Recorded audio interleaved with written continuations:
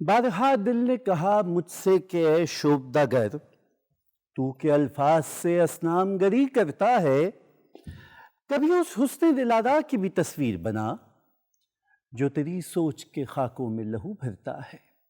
بارہا دل نے سنی آواز اور یہ چاہا مان لوں مجھ سے جو وجدان میرا کہتا ہے، لیکن اس عجز سے ہارا میرے فن کا جادو، چاند کو چاند سے بڑھ کر کوئی کیا کہتا ہے۔ خواتین و حضرات السلام علیکم۔ رات گئے کی ایک اور نشست، میرا اور آپ کا ساتھ اور ایک اور موضوع پر گفتگو۔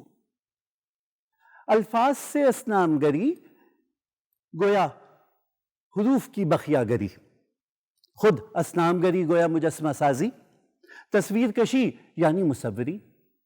انسان نے تخیل کو اظہار کرنے کے لیے کیا کیا طریقے اپنائے ہیں اور کس کس کو شاہکار نہیں کر دیا ہے۔ سوچنے کی بات یہ ہے کہ جب زبانیں مارز وجود میں نہیں آئی تھیں اور جب حرف نہیں تھے تو انسان نے پہلی چیخ کے بعد اظہار کا کیا راستہ اپنایا ہوگا؟ تو جواب تاریخ نے خود ہمیں یہ دے دیا کہ بھلے وہ موہنجو داڑو ہو یا اجنتا ایلوویرا کے غار ہوں، جو دیواروں پہ کندہ کیے گئے نقش ہیں، جو تصویریں ہیں، تاریخ سب سے پہلے ان نقوش کے ذریعے بولی ہے۔ گویا تاریخ کو سب سے پہلے فن مصوری نے محفوظ کیا ہے۔ اتنا پرانا فن، اتنا اہم فن اور اتنا اہم کہ خود پروردگار عالم نے اپنے آپ کو مصور اعلیٰ کہا۔ وہ تخیل کیا ہے جو نگاہ میں آ جاتا ہے اور جس کو کینوس پہ لا کر کچھ کا کچھ شاہکار بن جاتا ہے۔ پابلو نرودا نے کہا تھا کہ میرے نزدیک تصویر کشی بالکل ایسے ہے جیسے میں ڈائری لکھ لوں، اور دوسری طرف مائیکل اینجلو کا یہ کہنا کہ منظر کو متوازن بنانے کا پیمانہ مصور کے دماغ میں نہیں اس کی آنکھ میں ہوا کرتا ہے۔ تو یہ دیکھنے والی آنکھ ہے۔ تبھی تو غالب نے کہا تھا کہ سیکھے ہیں میں رخوں کے لیے ہم مصوری، تقریب کچھ تو بہر ملاقات چاہیے۔ خواتین و حضرات، فن مصوری پہ آج بات ہے۔ پاکستان میں فن مصوری کے 75 سال، اور ان 75 سالوں میں آپ یہ دیکھیے کہ استاد اللہ بخش کی ہیر رانجھا میو اسکول آف آرٹس سے سلسلہ شروع ہو، اگر تو پھر عبدالرحمن چغتائی صاحب کا نام ہے، پھر اس سے آگے شاکر علی صاحب کا نام ہے، پھر اس سے آگے گلجی کا نام ہے، پھر اس سے آگے سلطان منصور راہی صاحب کا نام ہے۔ اور اگر میں لیلا شہزادہ کا نام نہ لوں تو کتنی بڑی گستاخی ہوگی۔ اور کیا آپ جانتے ہیں خواتین و حضرات کہ جس پاکستان ٹیلی ویژن کے اسٹوڈیو 2 میں کھڑا ہوں اس وقت، یہ 1964 کا واقعہ ہے کہ جب پاکستان ٹیلی ویژن کی ابتدائی نیو رکھنے کو اسلم اظہر صاحب ریڈیو پاکستان لاہور تشریف لائے اور ایک شیڈ کو کھولا جو در حقیقت اینا مولکہ احمد جو مشہور مصورہ تھیں ان کا اسٹوڈیو تھا۔ آج کے پروگرام میں ہم ان تمام مصوروں کے کام کے بارے میں بات کرنا چاہتے ہیں۔ ہم دیکھتے ہیں کہ پاکستان کے فن نے بین الاقوامی سطح پر اپنی کیا شناخت چھوڑی ہے۔ صادقین صاحب کا کام کہاں کہاں نہیں گیا ہے، اور خود صادقین کا یہ کہنا کہ تخلیق قلب کی کھینچی جو تصویر تو اپنے خد و خال بنائے میں نے۔ مصور پاکستان کا اس کی چھاپ بین الاقوامی سطح پر ہے اور وہ ہمارا سرمایہ افتخار ہے۔ لیکن کیا پاکستانی معاشرہ ایک فن کا قدردان معاشرہ بن سکا ہے؟ بھائی لوگوں کا کہنا یہ ہے کہ یہ فن عمرہ کا مشغلہ ہے اور پاکستان ایک متوسط طبقے کا ملک ہے، سو وہ اس کو کہیں سنبھال نہیں سکتا۔ کیا واقعی ایسی بات ہے؟ تو وہ جو ہماری مصوری کا خزانہ ہے، جو مغلوں کے شاہکار ہیں اور پھر جو اس کے بعد کا سارا خزینہ ہے، کیا ہم اس کے وارث نہیں ہیں؟ میرے پروگرام میں آج 2 پاکستان کے صفِ اول کے مصور تشریف لا رہے ہیں جن سے ہماری گفتگو ہوگی۔ آپ جانتے ہیں کہ محفل سونی ہوتی ہے اگر اس میں موسیقی کی جھڑی نہ ہو۔ سو آج ایک بہت ہی میٹھی آواز ہمارے درمیان موجود ہوگی۔ کتاب سے آپ کی ملاقات ہم ہمیشہ کرواتے ہیں، اور پھر رات گئے کی وہ بزمی کیا کہ جس میں داستان گوئی نہ ہو۔ یہ سب کچھ لیکن ایک مختصر سے وقفے کے بعد۔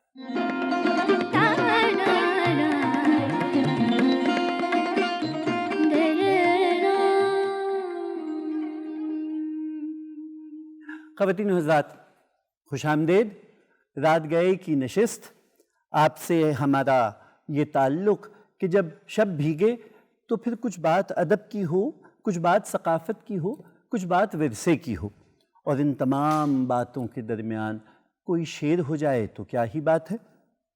آج کا موضوع فن مصوری ایک ایسا ہے کہ اگر آپ اردو ادب دیکھیے تو کلاسیکل عہد کا شاید ہی کوئی شاعر ہو کہ جس نے تصویر کو کسی نہ کسی تعلق سے استعارے کے طور پہ استعمال نہ کیا ہو۔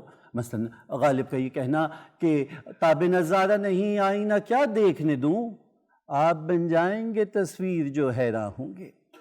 یہ تصویر کیسے بن جاتے ہیں اور مصور کیسے تصویر بنا لیتا ہے۔ میرے ساتھ آج جو مہمان ہیں وہ دونوں فن مصوری اور پاکستان میں فن مصوری کے حوالے سے خود ایک مستند حوالہ ہیں۔ آپ دونوں استاد ہیں، آپ دونوں نقاد ہیں، آپ دونوں فن کے بارے میں اخبارات میں لکھتے بھی ہیں، فن پڑھاتے بھی ہیں، اور خود اپنی ذات میں انجمن ہیں کہ کیا اچھے مصور ہیں۔ جناب قدوس مرزا صاحب اور عارم نعیم صاحب، سب سے پہلے تو مجھے بتائیے R M stands for? R M G actually family name ہے ہمارا۔ اچھا، تو محمد نعیم راجپوت۔ اچھا، لیکن سمہا مجھے حوالے زیادہ اچھے نہیں لگتے، ٹھیک ہے، تو آئی تھاٹ کہ اس کو ذرا مختصر کر کے آر لگا لیا جائے تاکہ وہ بھی چپ ہو جائیں اور ان کی تسلی بھی ہو جائے، میری بھی ہو جائے۔ سندھ سے آپ کا تعلق؟ جی۔ اور میں جب آپ کے پروفائل پہ جا رہا تھا تو دنیا کا شاید ہی کوئی ایسا ٹمبکٹو وغیرہ کے علاوہ شہر بچا ہو جہاں آپ کی پینٹنگ ایگزیبیشن نہ ہوئی ہو۔ یار میں ٹو بی ویری آنیسٹ اس کا میں پرائڈ بالکل نہیں لیتا۔ اچھا، میں پرائڈ اس بات کا لیتا ہوں کہ یہاں میں نے دکھایا، اپنے لوگوں میں دکھایا، یہ زیادہ مجھے امپورٹنٹ بات لگتی ہے پرسنلی، کہ وہاں جو بھی کچھ ہو رہا ہے ٹھیک ہے، یہ بھی ہماری ذمہ داری کہ اپنے ملک کو ریپرزینٹ کیا جائے، لیکن یہاں پہ آئی تھنک یہاں کے لوگوں کو بہت زیادہ ضرورت ہے کہ لوگ یہاں رکیں، بے شک اس کے لیے کوئی بھی قربانی دینے پڑے، لیکن تبدیلی اگر آپ نے لانی ہے تو آپ کو جو بھی لوگ ہیں، ہم سب جنہیں اس ملک کا خیال ہے، انہیں ذمہ داری سے تھوڑا وقت نکالنا پڑے گا۔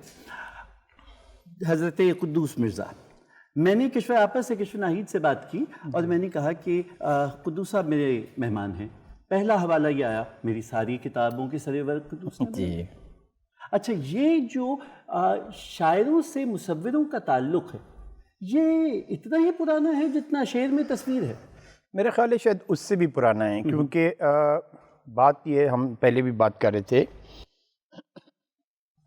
کہ اگر آپ مصوری کی یا نقش کاری کی تعریف کو دیکھیں یا اس کی حیت کو دیکھیں تو ایک لحاظ سے جو حرف آپ لکھتے ہیں وہ آپ تصویریں ہی بنا رہے ہیں، تو وہ تصویریں بولتی ہیں، آپ ان کو سمجھتے ہیں، ان کو ان کے معنی ہوتے ہیں، لیکن اگر آپ ان کو معنی ان میں سے نکال دیں تو دوز آر ایبسٹریکٹ امیجز۔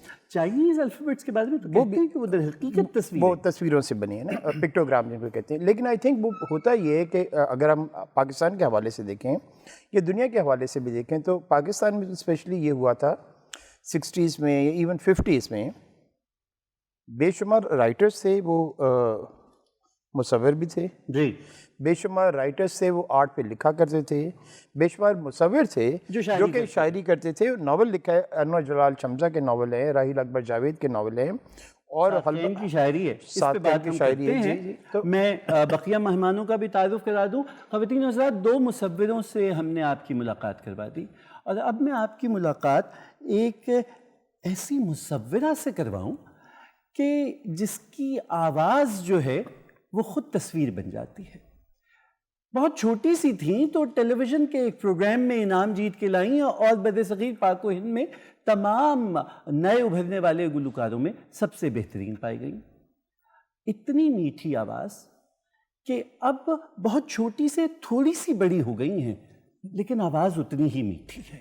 اور یہ جو رات گئے کی ابتدا میں دھن بجتی ہے راگ درگا میں، اور جو ٹھاٹھ بلاول ہے، یہ بھی گئے وقتوں کی بات ہے کہ محترمہ سارہ رضا کی آواز ہی میں کمپوز ہوا تھا۔ سارہ، کیا اچھی بات ہے کہ آج آپ محفل میں۔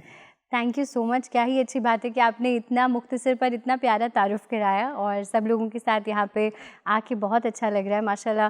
واقعی میں تصوراتی خیالات جو ہیں وہ ہمارے بہت خوبصورت ہو جاتے ہیں جب ہم خوبصورت پینٹنگز دیکھتے ہیں, اور دوسری طرف جب ہم گانا گاتے ہیں تو we definitely try to make out a portrait of سر, اور ان سروں سے جو بھی شکل بنتی ہے آپ لوگوں کو اچھی لگتی ہے تو مجھے بہت خوشی ہوتی ہے.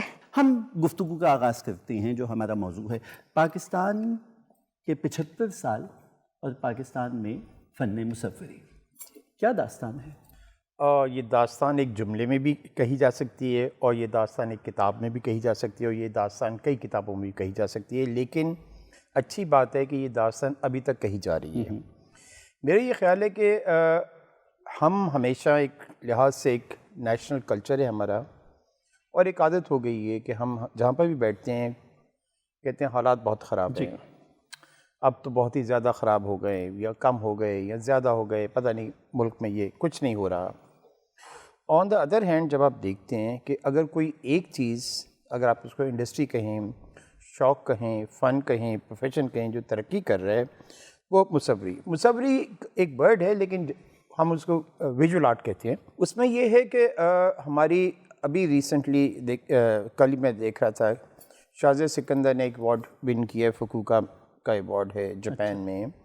ایک جیسے راشد رانا کی آپ بات کر رہے تھے, RM نیم کی نمائشیں ہوئی ہیں بہت زیادہ, عمران قریشی کا ہر دنیا میں بہت نام ہے, ایگزیبیشن کی ہے. تو یہ ایک ایسا ہے کہ جو ینگ لوگ ہیں, اور ینگ ہیں کہ like they are almost in their 40s اور 50s, ارلی 50s, تو وہ یہ مصوری کی تاریخ میرے خیال اس لیے ہے کہ ہمارے اگر ہم پیچھے دیکھیں کلچر جو ایک ہمارا ہے, پاکستان کی تاریخ تو اب ہے نا 75 ایئر کی ہے,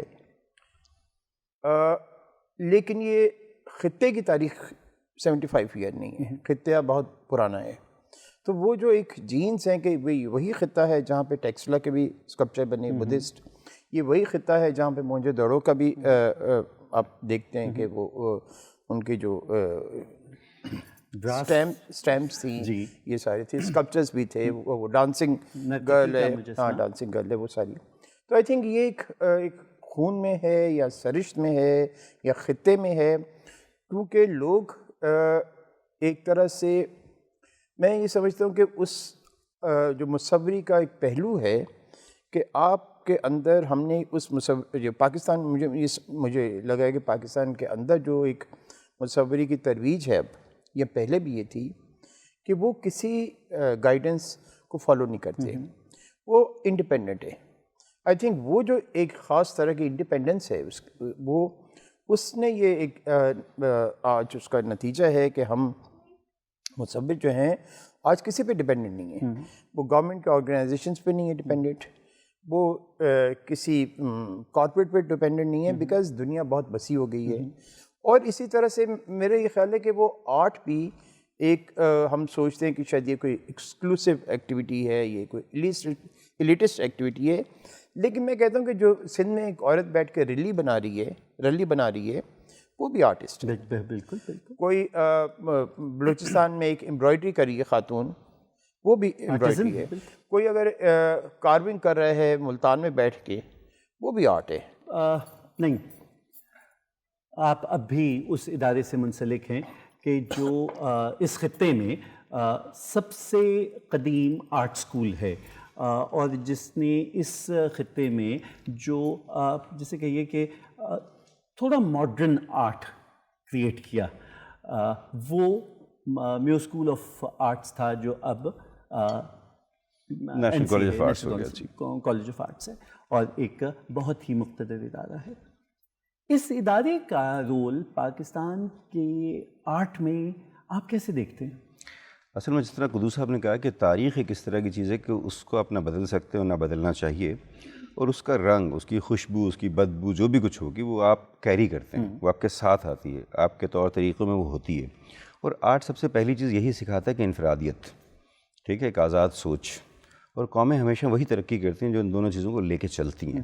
وہ قومیں پہچانی جاتی ہیں اور ان کو ایک ان کی آئیڈینٹی بنتی ہے. تو ان کی آئیڈینٹی جو بنانے والے ہیں, جو میجر امیج میکر ہیں, بیسیکلی وہ آرٹ سے ہی تعلق رکھنے والے لوگ ہیں. خواہ وہ لکھنے والے ہوں, وہ پینٹ کرنے والے ہوں, گانے والے ہوں, ڈانس کرنے والے ہوں, لیکن جب اس قوم میں سے کسی بھی قوم میں سے حصے لطیف نکل جائے فن لطیفہ کی تو پھر انہی قوموں میں عجیب سے لوگ پیدا ہوتے ہیں جن سے ہم تنگ آتے ہیں سارے کے سارے. تو کہیں ہمارا تاریخ سے کسی بھی وجہ سے کہیں رابطہ ٹوٹا, وہ جو ہماری موہنجو کی تاریخ ہے یا مہر گڑھ کی ہے کہ ہم ایک زمانے میں ہزاروں سال پہلے ہم یہاں پہ مہذب قوم اور پوری دنیا کے اندر ہم انسپائر کرنے والے لوگ مانے جاتے تھے, پھر ہمیں کیا ہوا؟ تو مجھے لگتا ہے وہ جو رابطہ منقطع ہوا تھا اس سمبارہ سے, اس ڈانسنگ گرل سے, اس کلچر سے, اس ثقافت سے, اس نے کام گڑبڑ کیا. تو میرا خیال ہے جب پاکستان بنا تو پاکستان بننے کے بعد سب سے پہلی بحث یہی تھی کہ پاکستان اور انڈیا ہم کلچر کتنا شیئر کرتے تھے, بہت ساری باؤنڈریز سملیرٹیز تھی ہماری بہت ساری, اور ہم ہمیشہ لڑتے رہے ڈفرینسز پہ, جبکہ ڈفرینسز ہمیشہ آئیڈینٹیفائی کرنے کے لیے ہوتے ہیں. اور اس پورے ریجن کی جو سملیرٹی ہے اس کی اسٹرینتھ اتنی بڑی ہے کہ جس دن اگر یونائٹ ہو کے کچھ کرنا چاہیں تو آئی تھنک پوری دنیا اس کا کوئی مقابلہ نہیں کر سکتی. جو چیزیں ہمارے پاس, جس طرح کا ادب موجود رہا ہے, جس طرح کا میوزک یہاں موجود رہا ہے, ایک تاریخ ہے یہ بر صغیر کی. تو NCA میں جب چینج آیا تو چینج ایکچولی ایک بالکل ایسا ہی عمل ہے جس طرح سانس لینا, کہ وہ فرض ہے, اس کا آنا ضروری ہے. اگر وہ نہیں آئے گا تو اگلا سانس شاید کمفرٹیبل نہ ہو.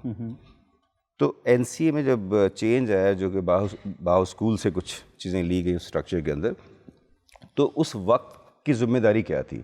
کیا ہم پرانے راگ الاپتے رہیں, کیا یہ مناسب ہے, یا ان کو ہم سبق سمجھ کے اس سے آگے جائیں؟ تو آئی تھنک NCA نے پھر یہ کیا, اور پھر اس کے بعد ہم نے دیکھا بہت سے وقت کی ضرورت کو سمجھا, اور وہ ہر جگہ ہے. جی. اب وہ NCA کا نکلا ہوا شخص یہ نہیں کہ مصور ہے صرف, وہ PTV میں بھی ہے, جی, وہ گانے میں بھی ہے, وہ ہر جگہ ہے, وہ لکھتا بھی ہے, وہ ریپرزینٹ بھی کرتا ہے پاکستان کا. تو آئی تھنک وہ ایک اوپننس دی NCA نے.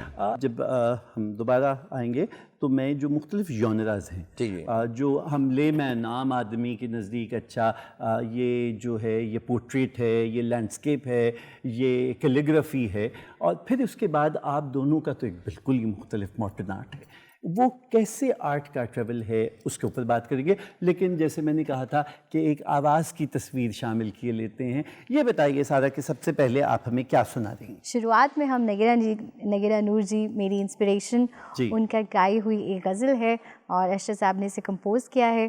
تو دربار ہے تو اس لیے درباری کی ایک بول اس کے کیا ہیں؟ اے عشق ہمیں برباد اچھا, نہ وہ کر. اختر شیرانی صاحب کی نظم. جی بالکل, ماشاء اللہ.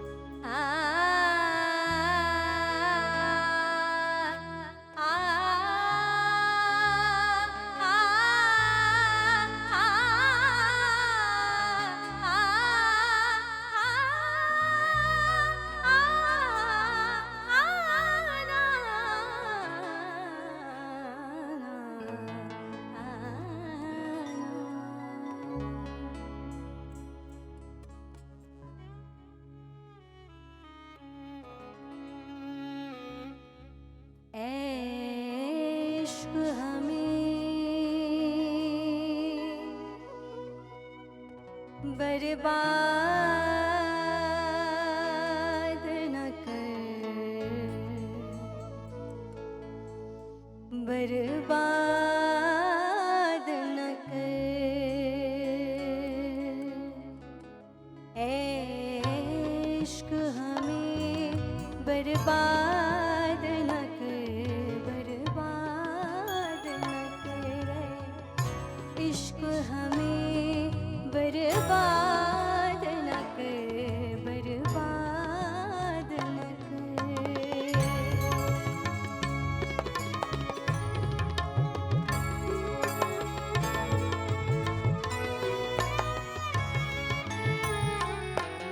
اے عشق نہ چھیڑا کہ ہمیں, ہم بھولے ہوں کو یاد نہ کر.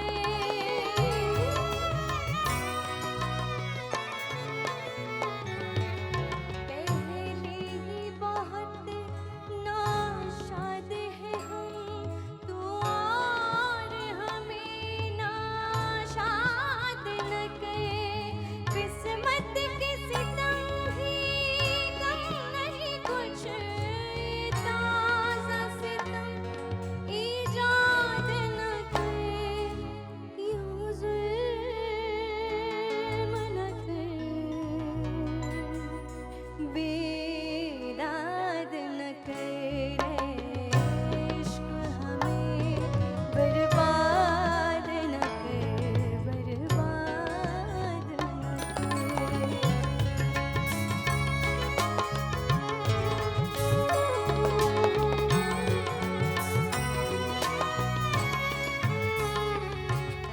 راتوں کو اٹھ اٹھ کر روتے ہیں، رو رو کے دعائیں کرتے ہیں۔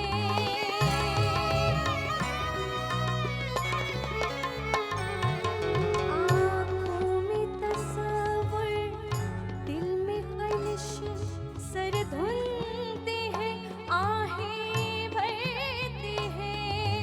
عشق یہ کیسا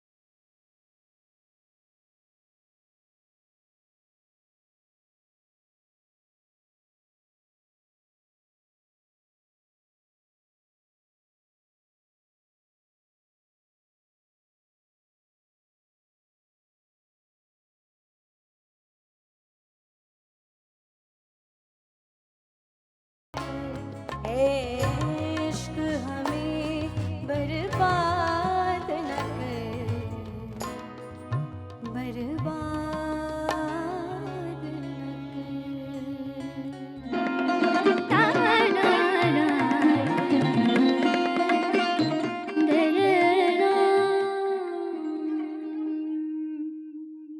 خواتین و حضرات، رات گئے کی نشست میں ایک بار پھر خوش آمدید۔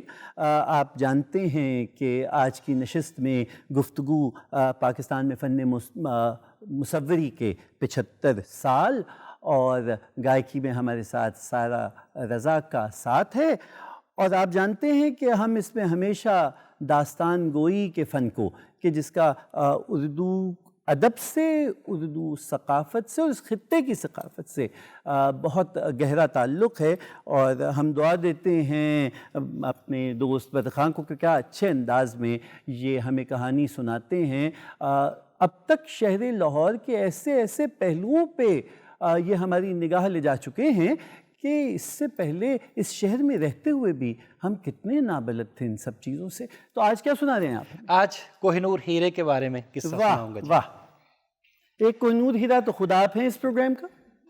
آپ کا شکریہ جی، نوازش۔ ناظرین، آپ سن رہے ہیں داستان شہر لاہور کی۔ آج جو قصہ میں آپ کو سنانے جا رہا ہوں وہ دنیا کے بیش قیمت ہیرے کوہ نور سے متعلق ہے، جو اسی شہر لاہور میں صرف 50,000 روپے میں بک گیا۔ مگر اس سے پہلے آپ کوہ نور کے بارے میں جان لیجئے کہ کوہ نور دنیا کا بیش قیمت اور اپنی نوعیت کا سب سے بڑا ہیرا ہے۔ یہ مردوں کے لیے نحوست اور موت کی علامت رہا، جبکہ عورتوں کے لیے خوش قسمتی کا سبب رہا۔ یہ ہندوستان کی گولکنڈہ کان سے برآمد ہوا تھا اور مختلف مسلمان اور ہندو حکمرانوں کے ہاتھوں سے ہوتا ہوا مغل شہنشاہ بابر کے ہاتھ اس وقت لگا جب اس نے ابراہیم لودھی کو شکست دے کر دلی کے تخت پر قبضہ کیا تھا۔ بابر کی یادداشتوں پر مشتمل کتاب بابر نامہ میں بھی اس ہیرے کا ذکر ملتا ہے۔ بابر لکھتا ہے کہ یہ ہیرا اس قدر قیمتی ہے کہ اس سے ملنے والی رقم سے پوری دنیا کے انسانوں کو 2 دن تک کھانا کھلایا جا سکتا ہے۔ بابر کے بعد یہ ہیرا ہمایوں کے پاس آیا، پھر اکبر، پھر جہانگیر اور آخر میں شاہ جہاں کے پاس آیا۔ اکبر اور جہانگیر نے کبھی اسے اپنے پاس نہیں رکھا، کیونکہ اکبر کے نجومیوں نے اس کو بتا دیا تھا کہ یہ ہیرا جس مرد بادشاہ کے پاس ہوتا ہے وہ اس کا تختہ پلٹ جاتا ہے۔ تو یہ तिजोरी में पड़ा रहा, मगर जब शाहजहां आए तो उन्होंने तिजोरी से निकाल कर इसे अपने तख्त ताऊस की जीनत बनाया। इस हीरे को कोहे नूर का नाम ईरानी बादशाह नादिर शाह ने दिया था। उससे पहले इस हीरे का कोई नाम नहीं था। नादिर शाह ने जब हिंदुस्तान पर हमला किया तो उस वक्त हिंदुस्तान पर मोहम्मद शाह की हुकूमत थी, जिसको मोहम्मद शाह रंगीला भी कहा जाता है। तो जब नादिर शाह लूट मार करके वापस जा रहा था तो मोहम्मद शाह ही की किसी गुलाम या कनीज़ ने उसको ये मुखबरी दी कि हमारे बादशाह के पास एक बेशकीमत हीरा है जिसे वो अपनी पगड़ी में छुपा कर रखता है। अब नादिर शाह ने जब हीरे का जिक्र सुना तो उसके मुंह में पानी आया, मगर उसकी समझ में नहीं आ रहा था कि वो मोहम्मद शाह से ये हीरा कैसे निकलवाए। काफ़ी सोच विचार के बाद उसने एक मंसूबा बनाया। उसने शहर भर में मुनादी कराई कि मैं नादिर शाह मोहम्मद शाह का लूटा हुआ तख्त उसको वापस करना चाहता हूँ। जब ये ऐलान मोहम्मद शाह के कानों तक पहुँचा वो भी बहुत हैरान हुआ कि मेरा लूटा हुआ तख्त मुझे वापस मिलने वाला है। खैर साहब वो दिन आ गया। एक तरफ नादिर शाह के लिए तख्त लगाया गया, एक तरफ मोहम्मद शाह के लिए तख्त लगाया गया। कोई तकरीब शुरू हुई और थोड़ी ही देर बाद नादिर शाह अपने तख्त से उठा और कहने लगा, हाज़रीन, आज मैं यहाँ पर खड़े होकर ये ऐलान करता हूँ कि मैं नादिर शाह मोहम्मद शाह का लूटा हुआ तख्त उसको वापस करना चाहता हूँ। आज के बाद हमारी कोई लड़ाई नहीं है, मैं और मोहम्मद शाह आपस में भाई भाई हैं। नाज़रीन, उस ज़माने में जिसको भाई बनाना होता था उसके साथ पगड़ी बदल लिया करते थे। अब मोहम्मद शाह इस अचानक रस्म से बड़ा परेशान हुआ। उसकी समझ में नहीं आ रहा था कि मैं क्या कहूँ, मेरी पगड़ी में तो हीरा है, इतने लोगों के दरमियान बता भी नहीं सकता था। खैर साहब, ना चाहते हुए भी मोहम्मद शाह ने अपनी पगड़ी उतारी जिसके अंदर हीरा था, नादिर शाह के सर पे रख दी, और नादिर शाह ने अपनी पगड़ी उतारी जिसके अंदर कुछ भी नहीं था, वो मोहम्मद शाह के सर पे रख दी। खैर जब महफिल बर्खास्त हुई, नादिर शाह अपनी ख्वाबगाह में गया, उसने पगड़ी के बल खोले तो ये हीरा उसके कदमों में आ गया। इसकी इतनी चमक और रोशनी थी कि उसका पूरे का पूरा कमरा नूर से भर गया। तो नादिर शाह के मुंह से बेख्तियार निकला, कोहिनूर, कोहिनूर। तब से इस हीरे को कोहिनूर कहा जाता है। जब नादिर शाह का कत्ल हुआ तो यह हीरा अहमद शाह अब्दाली के पास आया, फिर तैमूर के पास आया, फिर शाह जमान के पास आया, फिर आखिर में शाह शुजा के पास आया। जब अफ़गानिस्तान में शाह शुजा के खिलाफ बगावत हुई तो वो अपने ख़ानदान और हीरे को लेकर लाहौर आ गया। उस ज़माने में लाहौर पर महाराजा रंजीत सिंह की हुकूमत थी। महाराजा ने शाह शुजा की बड़ी इज़्ज़त की। अंदरून शहर लाहौर में बाज़ार हकीमा में एक बहुत बड़ी हवेली रहने के लिए दी, क्योंकि महाराजा को इल्म था कि शाह शुजा के पास कोहिनूर है। मगर बात करने के लिए वो वक्त मुनासिब नहीं था, क्योंकि उस ज़माने में उस वक्त महाराजा के बेटे खड़क सिंह की शादी चल रही थी। और नाजरीन, मैं आपको यह भी बताता चलूँ कि आज तक शहर लाहौर में इस तरह की शादी भी नहीं हुई, क्योंकि उस ज़माने में दूल्हे को 2,36,000 रुपये नक़द सलामी दी गई, जो आज के सोने की मालियत के हिसाब से 30 करोड़ रुपए से भी ज़्यादा की रकम बनती है, क्योंकि सारी सलामी सोने के सिक्कों में दी गई थी। खैर साहब, जब शादी ख़त्म हुई तो महाराजा ने शाह शुजा को अपने दरबार में तलब किया और कहा कि लाओ शाह शुजा, वो हीरा जो तुम्हारे पास है वो मेरे हवाले कर दो। शाह शुजा ने कहा, हुजूर मैं आपको ज़रूर हीरा देता हूँ, मगर उसके लिए मेरी एक शर्त है, आप मेरे भाई शाह जमान से मेरा तख्त वापस करने में मेरी मदद करेंगे। मगर महाराजा उस जंग में नहीं पढ़ना चाहते थे। महाराजा ने कोई जवाब नहीं दिया, मगर ये ज़रूर कहा कि शाह शुजा, अगर मैं तुमसे यह हीरा ख़रीदना चाहूँ तो इसकी कीमत क्या होगी? तो शाह शुजा ने बड़ा तारीख़ी जुमला कहा, कहने लगा, महाराज इस हीरे की कीमत है ताकत। मैं और मेरे बड़ों ने ताकत के ज़रिए एक दूसरे से ये हीरा हासिल किया है, और आज आप भी ताकत के ज़रिए मुझसे ले रहे हैं, और देख लीजिएगा एक दिन आपसे भी कोई ताकत के ज़रिए छीन लेगा। महाराजा ने कहा, वो जब वक्त आएगा देखा जाएगा, अभी तुम इसकी कीमत बताओ। तो उस ज़माने में शाह शुजा ने इस हीरे की कीमत 50,000 रुपये लगाई। महाराजा ने अपने ख़ास आदमी मुहकम चंद को हुक्म दिया कि शाह शुजा को 50,000 रुपये अदा कर दिए जाए। उस ज़माने में 50,000 बड़ी रकम थी। खैर साहब, शाह शुजा ने वो 50,000 ले लिए और हीरा महाराजा के हवाले कर दिया। हीरा मिलने की खुशी में लाहौर के शाही कला और बादशाही मस्जिद के दरमियान में जो हुजूरी बाग है, वो जो 12 दरी बनी हुई है, वो कोहिनूर हीरा मिलने की खुशी में तामीर करवाई गई थी। अच्छा। और फिर इसी शहर लाहौर में जब गोरे आए तो उन्होंने, शाह शुजा की बात सच हुई और उन्होंने ताकत के ज़रिए महाराजा से वो हीरा ले लिया। आजकल वो हीरा मलका बरतानिया के ताज की जीनत है और टावर ऑफ लंदन में पड़ा है। मौजूदा वक्त में उस हीरे की मलकियत के 4 मुल्क दावेदार हैं, हिंदुस्तान, पाकिस्तान, ईरान और अफ़गानिस्तान, और मुझे पूरा यकीन है कि मलका वो हीरा किसी को नहीं देगी। آج تک کے لیے اتنا ہی. بہت عمدہ. اگلے پروگرام میں کسی نئے قصے کے ساتھ حاضر ہوں گے. کیا آپ کا بہت اچھا شکریہ. کیا اچھی کہانی. بہت عمدہ بھائی, بہت عمدہ, بہت عمدہ. دیکھیے حضوری باغ کے بارے میں یہ میں ہر دفعہ کہا کرتا ہوں خواتین و حضرات کہ یہ محض روایتی قصہ گوئی کو قائم رکھنے کا سلسلہ نہیں ہے, لیکن کیسی خوبصورتی سے اور کیسی فنکاری سے یہ جملوں کے درمیان آپ کو ایسی معلومات دے جاتے ہیں کہ جن کا آپ کو ادراک بھی نہیں ہوتا, اور ہم آپ کے بہت احسان مند ہوتے ہیں. بہت شکریہ. بہت شکریہ. تو اگلے پروگرام میں پھر ہم سوچیں گے کہ آپ کیا لے کے آ رہے ہیں. تب تک کے لیے بہت شکریہ, سلامت رہیے. بہت شکریہ. تھینک یو جی. مہمان, ہم بات کر رہے ہیں پاکستان کے کوہ نور ان ہیروں کی کہ جو کینوس پہ آئے ہیں. اچھا, جو ہمارا میں نے پہلے آپ سے بات کی تھی کہ جو ہمارا لے مین ہے, جو آرٹ کا دل دادا تو ہے لیکن اسے اس کا تکنیکی ادراک نہیں. جی. اس کے لیے یا تو یہ پورٹریٹ ہے, یا یہ لینڈسکیپ ہے, یا یہ کیلیگرافی ہے, اور ایبسٹریکٹ اسے کچھ زیادہ سمجھ میں نہیں آتا, سورل آرٹ بھی سمجھ میں نہیں آتا. اب تو ہم بہت ماڈرن آرٹ کی طرف چلے گئے ہیں. بیچ میں ہم نے دیکھا کہ کولاج کا کام بہت زیادہ آیا ہے. یہ جو مختلف ژانرا ہیں, ان تمام ژانرا میں سے آپ کے خیال میں اگر کسی ایک پہ کہا جائے کہ اس ایک ژانرا میں پاکستانی آرٹسٹ کا کام بہت بین الاقوامی سطح پہ گیا ہے, تو کیا آپ کسی کا نام لے پائیں گے؟ میرے خیال ہے کسی ایک کا نام تو نہیں لے سکتے, لیکن کچھ ایسے ہیں جو ایک ہسٹوریکلی ایک ہے کہ ہمیں 90 کی جو دہائی ہے, 90 کی جو دہائی ہے, اس میں پاکستان میں لاہور میں اور NCA میں نیشنل کالج آف آرٹس میں ایک منیچر کا ریوائول ہوا. تو وہ جو منیچر کا ریوائول تھا جس میں شازیہ سکندر تھیں, عمران قریشی تھے, طلعت راٹھور, نصرت لطیف, عائشہ خالد اور بے شمار اور آرٹسٹ. تو ان کے کاموں میں ایک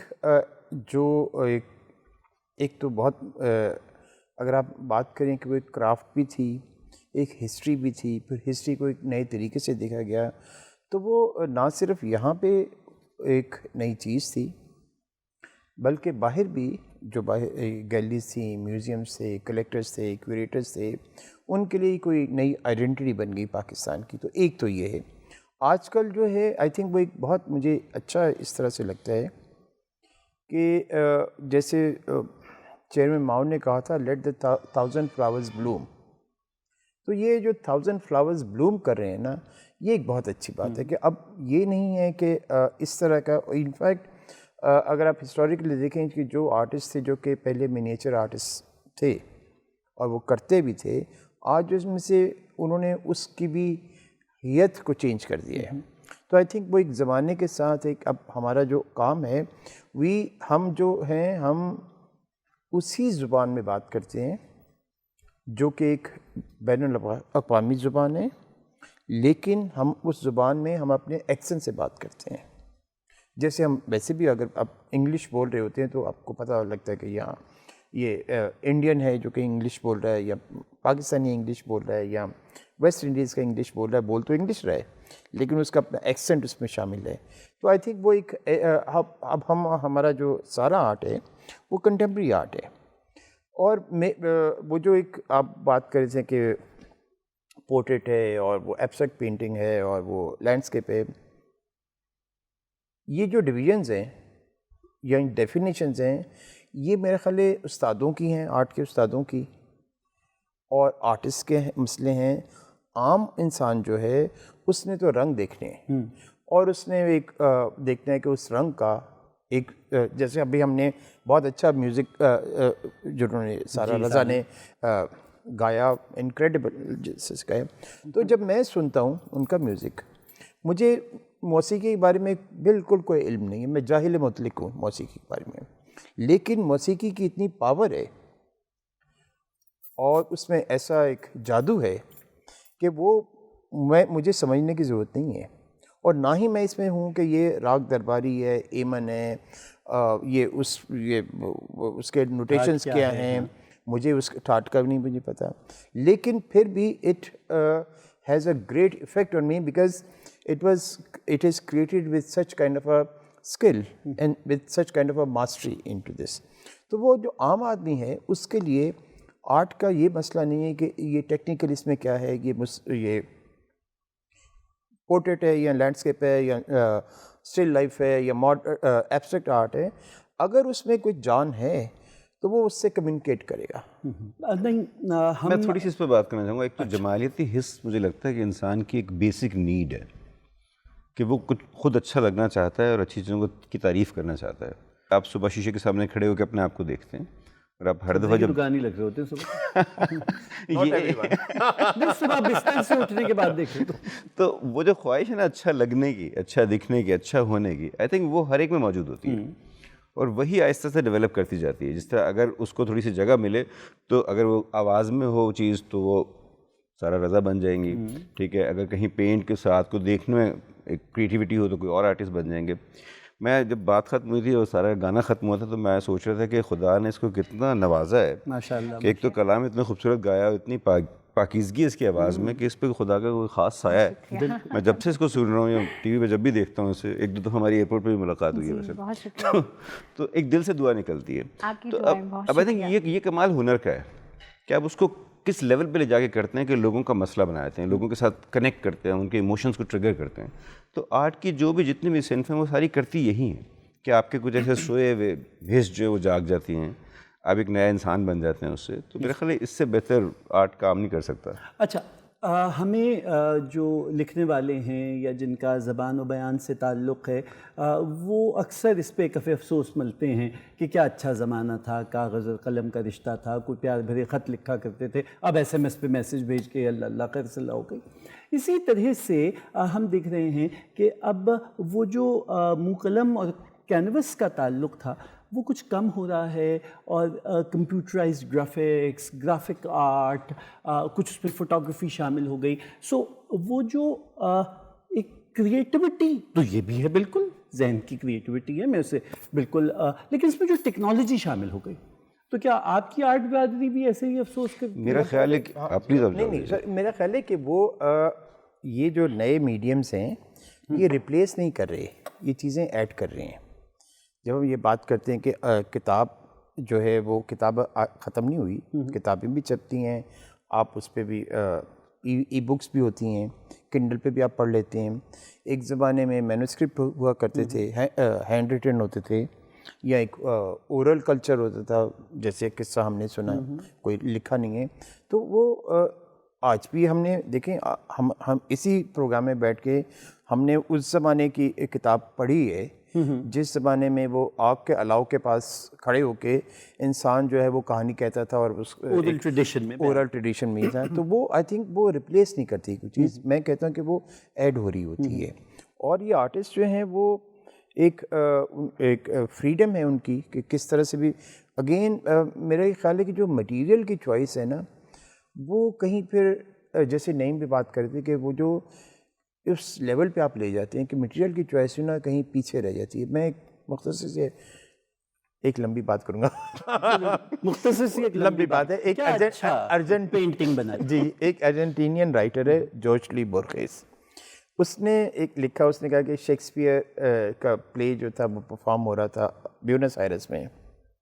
تو ظاہر شیکسپیئر نے انگریزی میں لکھا ہے, یہ اسپینش میں, کہتے ہیں ٹرانسلیشن بہت بری تھی, اسٹیج بھی اچھا نہیں تھا, آواز کا سسٹم امپرفیکٹ تھا, ایکٹر اچھا پرفارم نہیں کر رہے تھے, لائٹ کام نہیں ورک نہیں کر رہی تھی.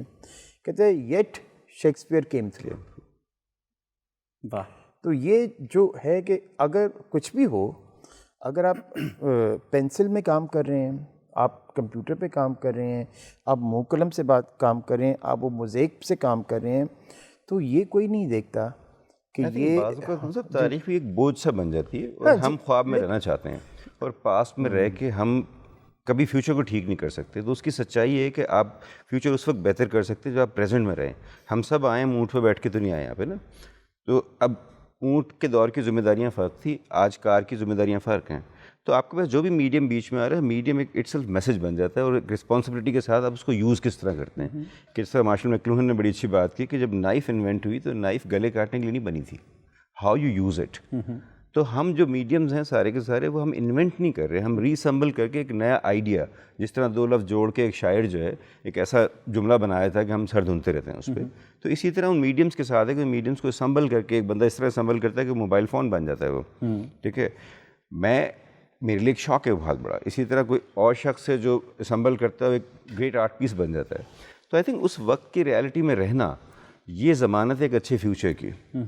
اگر ہم پیچھے رہیں گے تو مجھے نہیں لگتا کہ ہم کوئی ہیلپ کر رہے ہیں آنے والوں کو. جس طرح ہم سے جو 90s کا قدوس صاحب نے ذکر کیا, 90s سے پہلے کہ اگر آپ آرٹ سین دیکھیں تو وہاں ایک آرٹسٹ کی جو پکچر جو تھرو میڈیا بنی تھی وہ ایسی پکچر دکھایا کرتے تھے فلموں میں کہ اس کو دیکھ کے ایٹ لیسٹ میں تو اپنی اولاد کو آرٹسٹ نہیں بنانا چاہتا. سفید کرتا ٹھیک ہے, وہ رائٹر ہو جی, یہاں پر تو اصل میں وی ٹرائیڈ ویری ہارڈ کہ ہم اس امیج کو چینج کریں کہ یار آپ کسی فورم پہ بیٹھ کے بات کر سکیں, آپ کہیں جائیں, کوئی لوگ آپ کو بلا سکیں, آپ کا کوئی سوچنے کا لیول فرق ہو. تو وہ چینج آیا بعد میں, لیکن وہ چینج اس وقت آتا جس طرح میں, آپ نے شروع میں میرا تعارف کرایا کہ میں سندھ سے آیا.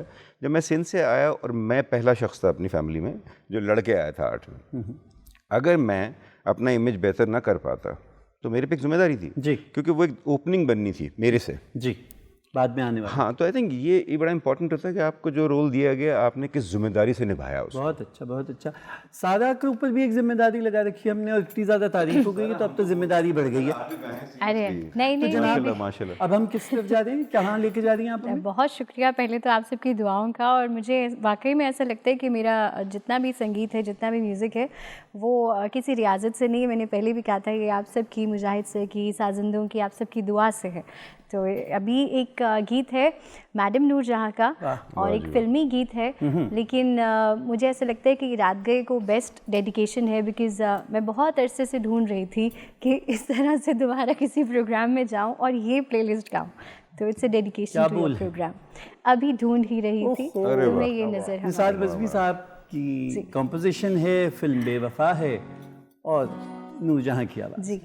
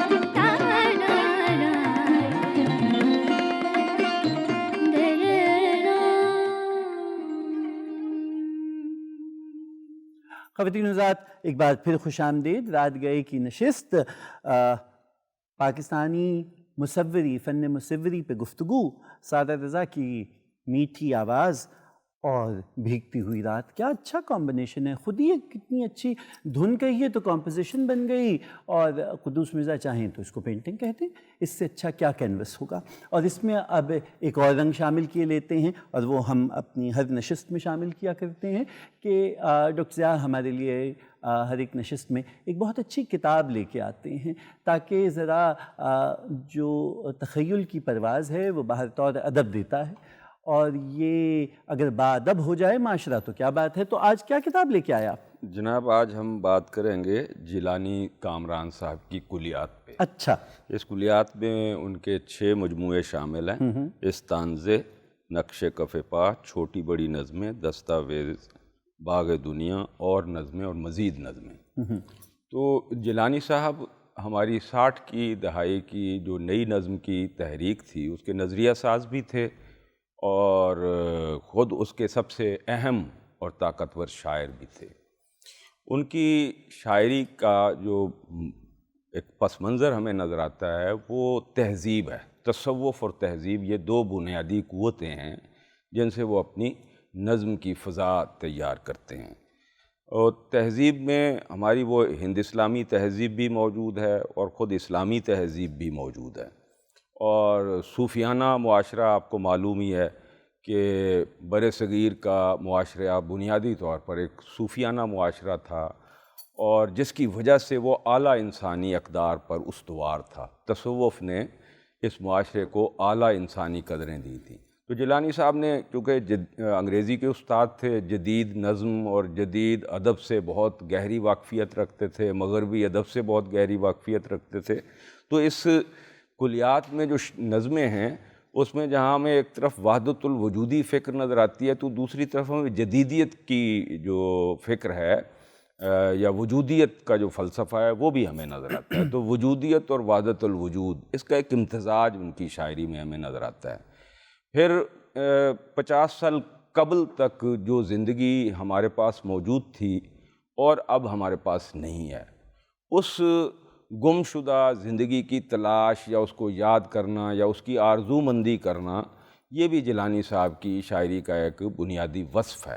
دیکھیے ایک ان کی نظم ہے 5 سورے والا، یہ بڑی کمال کی نظم ہے، اور اس میں ہمیں وہ ایک ماحول یا وہ فضا نظر آئے گی جو فضا اب ہماری زندگی میں نہیں ہے۔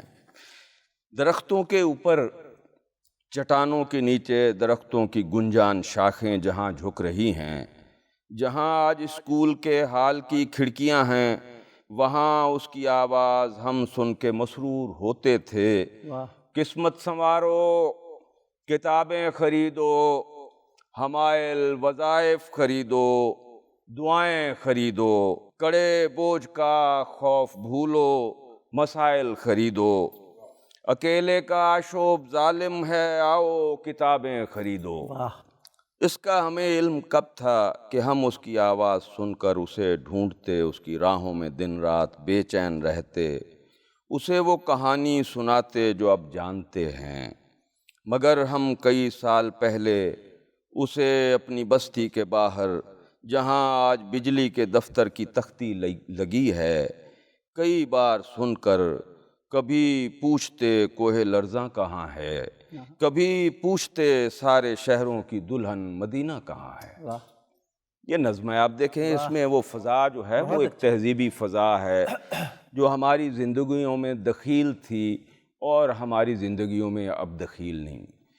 اب دیکھیں ایک ان کی طویل نظم ہے باغ دنیا، پوری ایک کتاب پر مشتمل ہے جس میں انہوں نے پوری انسانی تہذیب کے سفر کو بیان کیا ہے اور یہ بتایا ہے کہ اس تہذیب کے بعد اب ہم جس دنیا میں ہیں وہاں ہم کس طرح کے ہو گئے ہیں۔ تو ایک چھوٹی سی نظم اور آپ دیکھیے، اس لیے کہ شاعر کے بارے میں بات کریں اور نظم نہ پڑھیں تو اس کا لطف نہیں ہے۔ نظم کا عنوان ہے نیلے کبوتر کی حکایت۔ نیلے کبوتر کی حکایت۔ کسی شخص نے شاہ ابو المعالی کے مرکز کے چوگرد اڑتے ہوئے ایک نیلے کبوتر کو پکڑا، اسے ایک پنجرے میں رکھا، کہا شاہ ابو المعالی کی برکات اب گھر میں اتریں گی، قسمت کی الجھی لکیریں ضرور اب کے سنوریں گی۔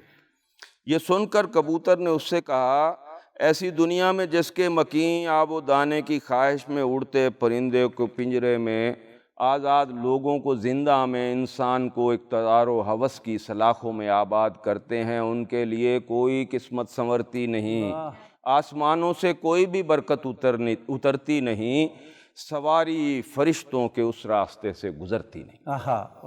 اب یہ دیکھیے کہ پیچھے استعارے آپ دیکھ رہے ہیں، فرشتے ہیں، شاہ ابو المعالی ہے، اور نیلے کبوتر ہیں جو آپ کو معلوم ہے کہ مزاروں پر پائے جاتے ہیں۔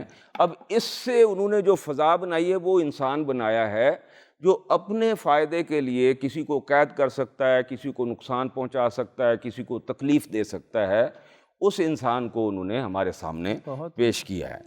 تو جیلانی صاحب صرف یہی نہیں کرتے بلکہ وہ ایک ان کا کمال یہ ہے کہ وہ ایک خوبصورت مستقبل اور خوبصورت حال کی نوید بھی سناتے ہیں۔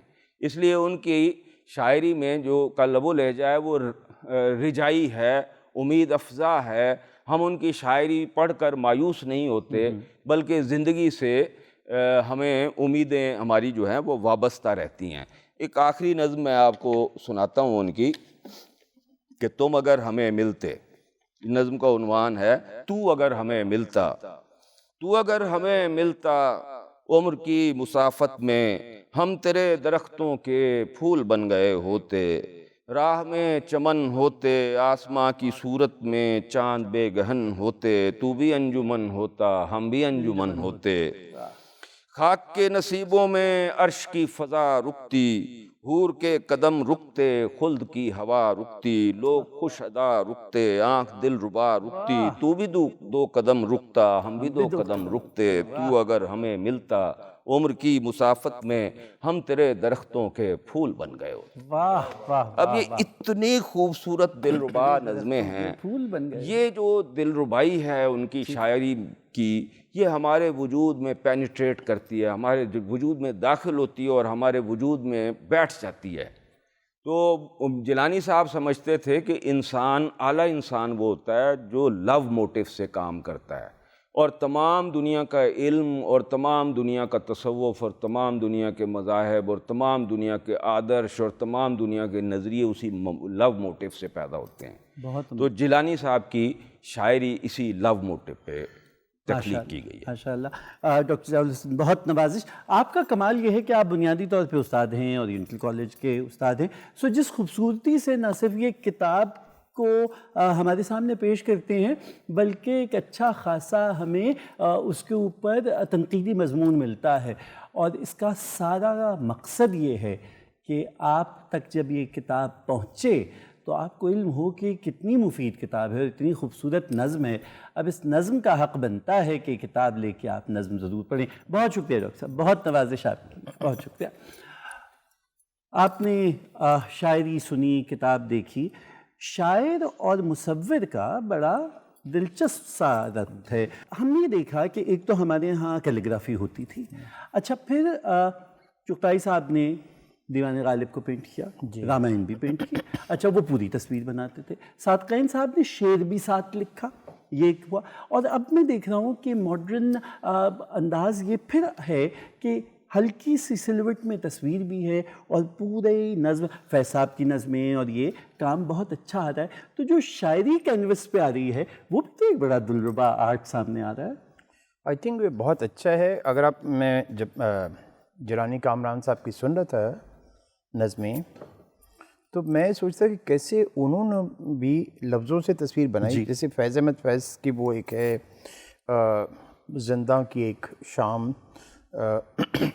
یا ایک اور شاعر تھے جعفری صاحب، ٹی ایس ایلیٹ کی ڈیتھ پہ انہوں نے لکھا تھا، تجھ کو کس پھول کا کفن ہم دیں، تو جدا ایسے موسموں میں ہوا جب درختوں کے ہاتھ خالی تھے، انتظار بہار بھی کرتے دامن صد چاک سے، اگر اپنے کوئی پیمان پھول کا ہوتا، آ تجھے تیرے سبز لفظوں میں دفن کر دیں کہ تیرے فن جیسی دہر میں کوئی نو بہار نہیں۔ تو جب میں یہ پڑھتا ہوں نظمیں، یا اور فیض صاحب کی بھی اوروں کی بھی، دین آئی ریئلائز کہ ایک دنیا کو دیکھنے کا ایک طریقہ ہے، اور وہ دنیا کو دیکھنے کا ایک اپنا طریقہ ہے، چاہے آپ وہ لفظ سے بیان کریں، چاہے وہ تصویر سے بیان کریں. آئی تھنک بہت سارے آرٹسٹ ہیں جو کہ پڑھتے ہیں، کتابیں پڑھتے ہیں، شاعری پڑھتے ہیں. اور میں ایک تو یہ ہے کہ آپ شاعری کو السٹریٹ کریں، وہ ایک طریقہ ہے، ایک ذریعہ ہے. اور ایک ہے کہ شاعری آپ پڑھیں اور وہ آپ کے اندر رچ جائے، وہ بس جائے، اور پھر اس میں سے جو نکلے گا وہ شاعری ہی ہوگی، لیکن وہ بہت ایک جلدی میں یا ڈائریکٹ نہیں ہوگی. لیکن آئی تھنک دیٹ واز، یہ ایک طرح سے ایک انسپریشن ہوتی ہے. بہت سارے آرٹسٹ ہیں جو کہ پڑھتے ہیں، لکھتے بھی ہیں، شاعری بھی کرتے ہیں، افسانے بھی لکھتے ہیں. پرانے بھی ہم بات کر رہے تھے، لیکن ابھی بھی ایک اس طرح سے ہے کیونکہ وہ ایک جیسے نعیم بات کر رہے تھے کہ انسان کی ضرورت ہے وہ جمالیاتی حس یہ چیز اس کو کرنا. تو آئی تھنک میں جب وہ جولانی صاحب کی سن رہا تھا تو تھاٹ کہ یہ تو ایک لینڈسکیپ بنا دی انہوں نے. تو آرٹسٹ بھی ایسے ہی کرتے ہیں کہ وہ ایک جب وہ لینڈسکیپ بنا رہے ہیں تو وہ رنگوں کی ترتیب سے وہ ایک ایسا امپیکٹ کریٹ کرتے ہیں کہ ہمیں وہ لگتا ہے کہ ہاں اس کے اندر ایک پوئٹک ایلیمنٹ ہے. وہ ایک اخباری خبر نہیں چھاپتے، وہ ایک ڈاکومنٹ نہیں بنا رہے ہوتے، وہ ایک ایسی چیز ہے کہ وہ اس ریالٹی کو اپنے اندر سمو کے اس کے اظہار جب ہوتا ہے تو وہ ریالٹی باہر، اس کا باہر سے بھی تعلق ہے، میرے سے بھی تعلق ہے، اور دیکھنے والے سے بھی تعلق ہے. جو پاکستان نے خواتین مصور پیدا کی، اور پچھلے 75 سال میں ہمارے ہاں جو بہت اچھا کام ہماری خواتین مصورات نے کیا، جو عورت کی آنکھ نے منظر دیکھا اور اس نے اس کو پینٹ کیا. آپ دونوں استاد ہیں، آپ دونوں سے میرا سوال ہے، starting from Naeem and then going to Mirza Sahab. کیا تو وہ کہاں کام آپ کو مختلف اور انوکھا لگا؟ میں اس معاشرے میں ایک بڑے زور سے بات بولتا ہوں کہ اس ملک کی، اس دنیا کی ترقی عورت کی ترقی سے منسوب ہے. وہ ترقی کرے گی تو وہ، اور عورت کی ایک نیچر ہے کہ اس کو آپ جتنا دیں گے اب وہ اس کو ملٹی پلائی کر کے واپس کرتی ہے آپ کو. وہ یہ بالکل جس طرح دھرتی ماں کی اگزامپل ہوتی ہے نا کہ آپ ایک سیڈ اس کو دیتے ہیں، اس کے بعد وہ درخت اور پھر سایہ اور فروٹ سب کچھ آپ کو دیتی ہے. اسی طرح عورت کو آپ نفرت کریں گے اس سے تو آپ کی زندگی جہنم بنا دے گی. اگر آپ اسے پیار کریں گے تو پوری دنیا میں پیار ہوگا. اور عورت ایک کریٹیو، اس کے جو سینسیبلٹی اس کے اندر خدا نے ڈالی ہوئی ہے بہت اچھی طرح جانتی ہے اس کو، اور وہ اس سے زیادہ میرا نہیں خیال کہ کوئی جانتا ہے. ابھی ہم نے ایک شو کیا تھا ایوز اینڈ آئی، کیونکہ مجھے لگتا ہے کہ جب تک ہماری عورت کو جو سٹار ہے، ٹھیک ہے، اور چینج لانے کا بڑا سمپل طریقہ ہوتا ہے کہ آپ اپنے سٹارز کو اتنا دکھائیں کہ وہ گھروں میں جا کے، گاؤں میں جا کے لوگوں کو انسپائر کرے وہ چیز.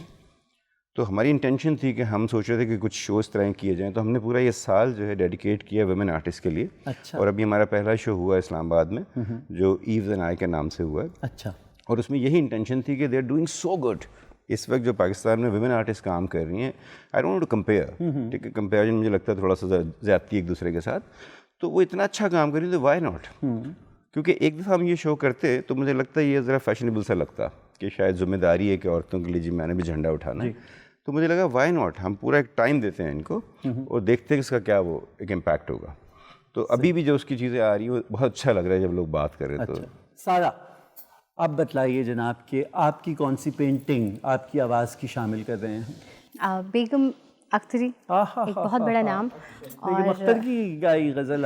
اچھا، شکیل بتائیونی تو جسارت کر رہے ہیں ہمیشہ کی طرح، جیسے ہر گیت ہی ہماری ایک کوشش ہے ان لیجنڈس کو گانے کی، تو یہ بھی اسی طرح سے. ماشاء اللہ، سلامت رہیے.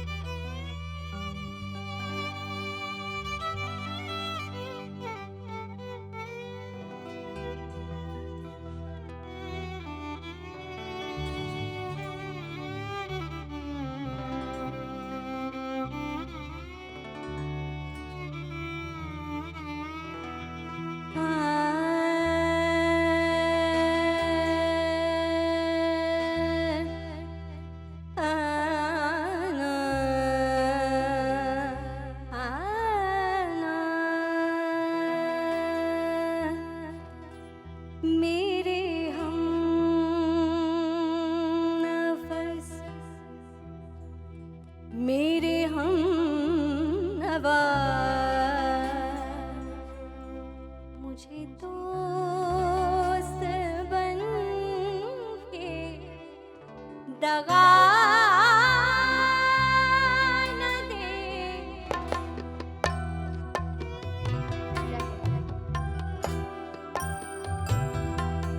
मेरे हम नफस मेरे हम हवा मुझे दोस्त बन के दगा न दे। मैं हूँ दर्द इश्क से जान बलग मुझे जिंदगी की दुआ न दे। मेरे हम नफस मेरे हम हवा मुझे दोस्त बन के दगा न दे।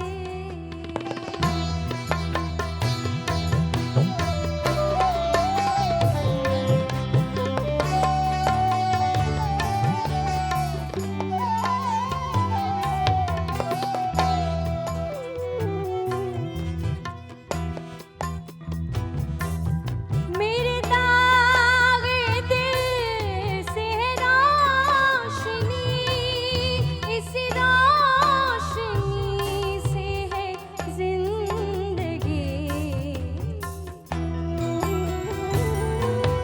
मेरे दाग दिल से है रोशनी,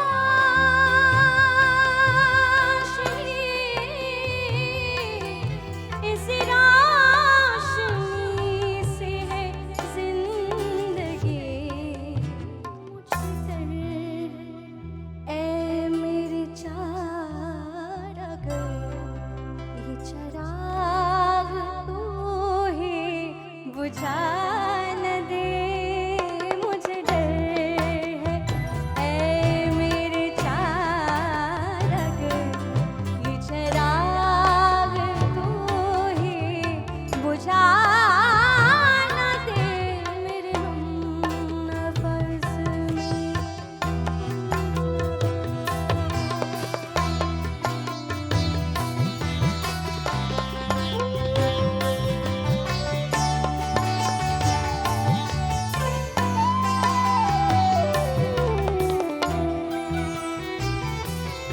मेरा आज़्म इतना बुलंद है कि पराई शोलों का डर नहीं। मेरा आज़्म इतना बुलंद है कि पराई शोलों का डर नहीं। मुझे खौफ आतिशे गुल से है, ये कहीं चमन को जला न दे।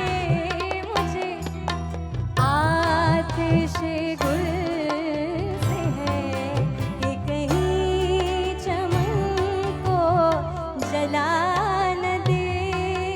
मेरे हम नफस में।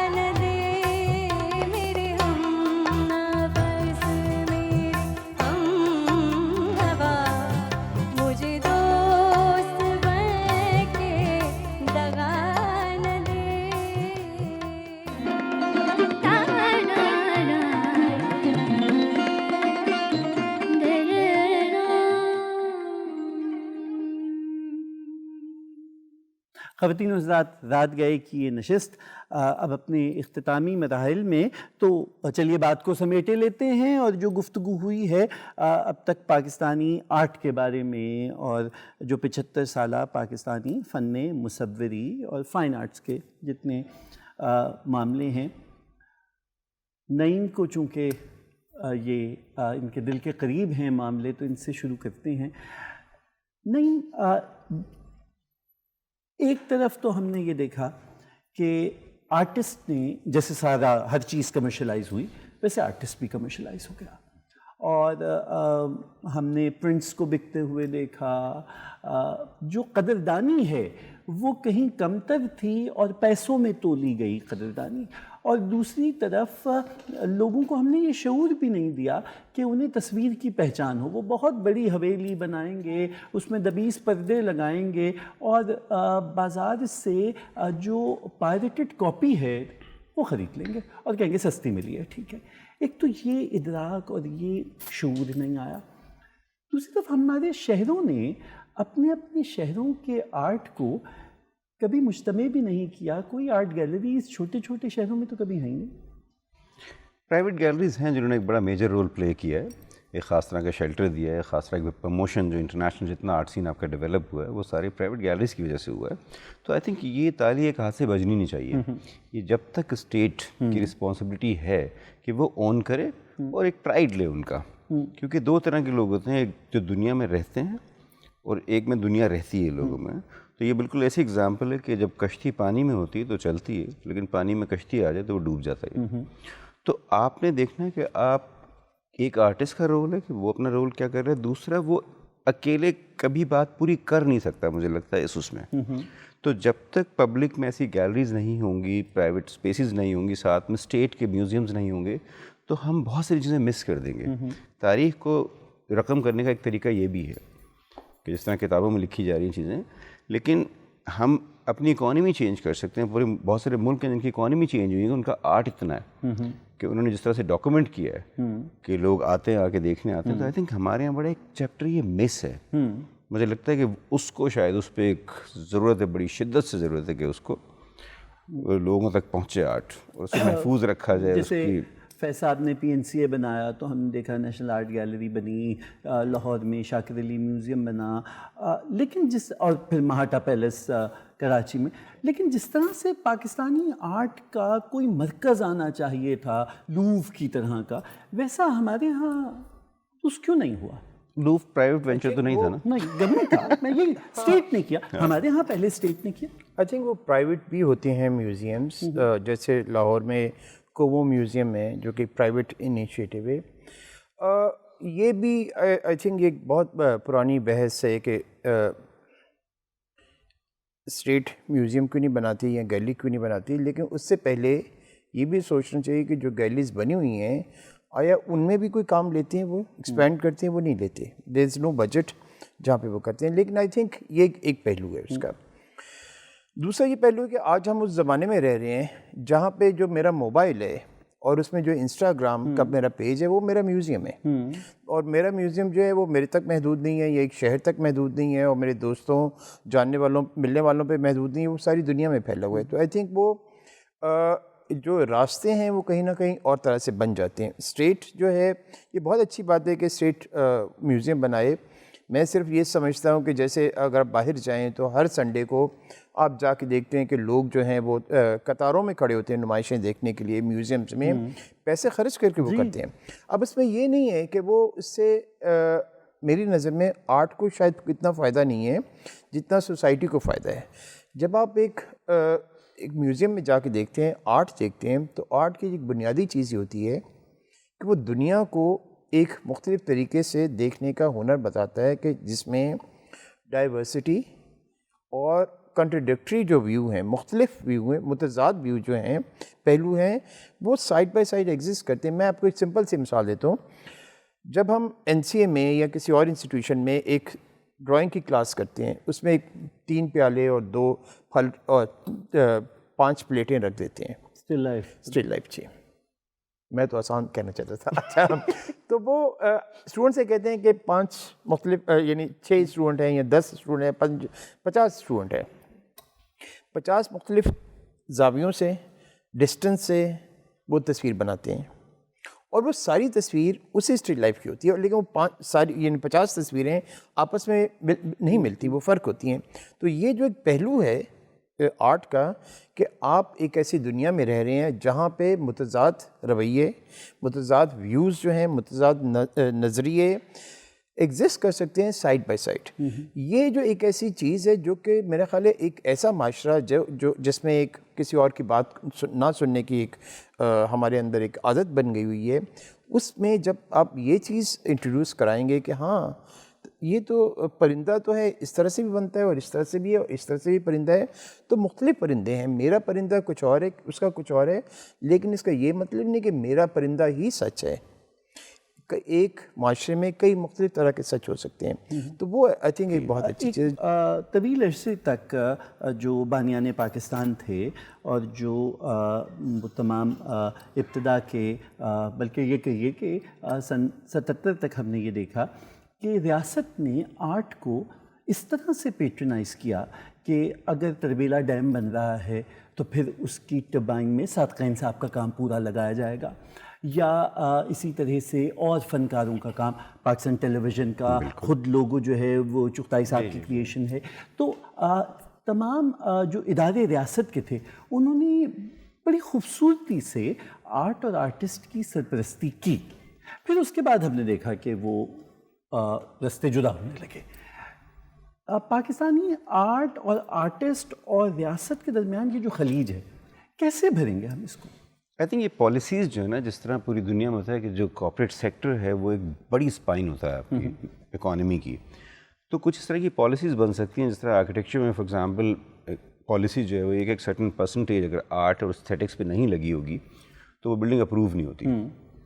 और जिस तरह प्राइवेट म्यूज़ियम्स अब उनकी अपनी कलेक्शन है, तो कॉर्पोरेट सेक्टर जो है ना एक बड़ा मेजर रोल प्ले कर सकता है कि अगर स्टेट और कॉर्पोरेट सेक्टर दोनों मिलें तो वो जो हम प्राइवेट म्यूज़ियम की बात कर रहे थे, ये शायद ये पॉसिबल हो सकती हैं चीज़ें। तो मेरे ख्याल है कहीं इन दोनों को हाथ मिलाने की ज़रूरत है। और दूसरा ये कि आज जिस ज़माने में हम रह रहे हैं, प्राइवेट इंस्टीट्यूशन में लोग पढ़ते हैं, प्राइवेट हॉस्पिटल्स में जाते हैं, तो आई थिंक हमारे रादर के आप इंसिस्ट करें जिस स्टेट जो है वो म्यूज़ियम डेवलप करे, तो वो जो खला होता है कोई ना कोई भर लेता है उसको। और दुनिया में कॉर्पोरेट सेक्टर, जैसे आप लूव की मिसाल दे रहे थे या अमेरिकन म्यूज़ियम्स है, एक्चुअली वो जो म्यूज़ियम्स हैं वो लोगों ने, प्राइवेट लोगों ने इस्टेब्लिश किए म्यूज़ियम, फिर वो स्टेट को दे दिए। स्टेट ने उनकी लोगों ने दी है। गुगनहाइम म्यूज़ियम है, वो गुगनहाइम फैमिली ने बनाया, उस स्टेट को दे दिया, पब्लिक के लिए कर दिया। तो आई थिंक हमारे यहाँ भी बहुत ऐसे लोग हैं जो कि ये कर सकते हैं। जैसे मोटा पैलेस म्यूज़ियम है या कोमो म्यूज़ियम है, आर्टिस्टों ने अपने भी म्यूज़ियम क्रिएट किए हैं। उसका जमील लश का म्यूज़ियम है कराची में, जी गुलजी का म्यूज़ियम है। तो आई थिंक ये चीज़ें बढ़ेंगी।